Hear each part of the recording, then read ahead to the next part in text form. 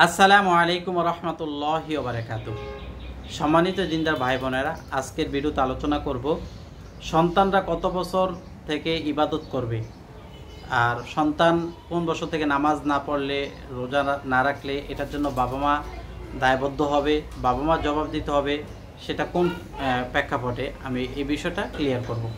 প্রথমত কথা হলো, আল্লাহ রসুল সাল্লাল্লাহু আলাইহি ওয়াসাল্লাম হাদিস শরীফে বলেছেন যে তোমরা তোমাদের সন্তানদেরকে 7 বছর হলে নামাজের কথা আদেশ করো, নামাজের কথা বলো, 9 বছর হলে পেটাও। এরপরে সে 9 বছর পর থেকে যদি না পড়ে তাহলে সেটার জন্য বাবা মার দায়বদ্ধতা হতে হবে। এখন 7 বছর হইল আমরা হুকুম আহকাম আদেশ করলাম না, 9 বছরের কাল থেকে যদি নাই করে তাহলে সেটার জন্য আমাদের জবাবদিহি করতে হবে। কারণ আল্লাহ রসুল সাল্লাল্লাহু আলাইহি ওয়াসাল্লাম হাদিসে বলছেন 9 বছরে তোমরা পেটাও নামাজের জন্য। এরপরে এই হাদিসই বলছেন এরপরে বিছানা পৃথক করে দাও।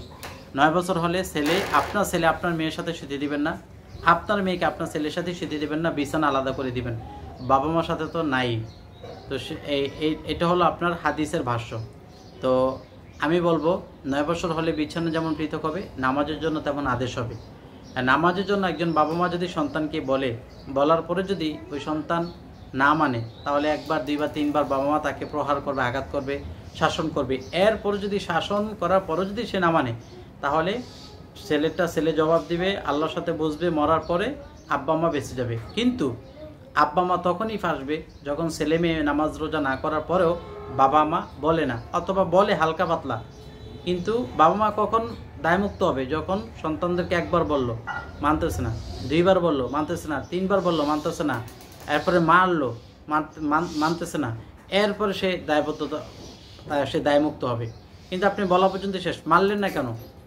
মারার কথা তো ইসলামে আছে, সন্তানদেরকে শাসন করা। মারা বলতে মাইরা লাওয়া তা না, মানে শাসন করা, একটু বেত প্রহার করা, একটা থাপ্পড় দেওয়া, মানে আপনার একটু শাসন করা, যেই কেন নামাজ পড়ে না। আর প্রকৃত বাবা মা সন্তানকে কথা বলে অবশ্যই শুনবে, চোখের রাগ থাকতে হবে, মারা লাগে না। আমাদের সন্তানকে যদি আমরা বলি এই নামাজ পড়তে উঠো, তাড়াতাড়ি উঠো, ধমক দিই, তাহলে সে করবে কেন? এটা আমরা ওইভাবে চর্চা করে নিয়েছি।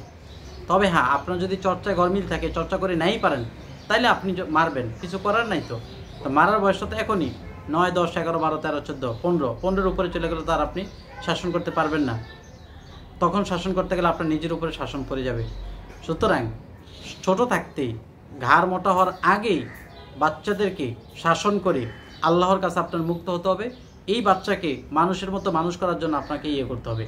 আমরা 5 ভাই, সবাই আলেম হয়েছি, এমনিতে না, অনেক মাইর খেয়েছি। তো যখন মারছে তখন হয়তো বা কিছু আধুনিক ব্যক্তি যারা খুব সুশীল হিসেবে পরিচিত মানুষের কাছে, তারা হয়তো বা বলছে বাচ্চাদেরকে কি মেরে কি পড়ালেখা হয়?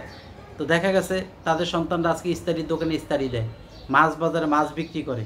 আমাদের সাথে যারা পড়ালেখা করছে, আলহামদুলিল্লাহ আমরা আলেম হয়েছি, আমাদেরকে আব্বা মারছেন, আমাদেরকে মক্তবে যাওয়ার জন্য পিটাইছেন, বাড়ি থেকে মেয়ের মারতে মারতে ব্রিজের গোড়া পর্যন্ত নিয়েছেন। এরকম ইতিহাস আমাদের ক্ষেত্রে আছে।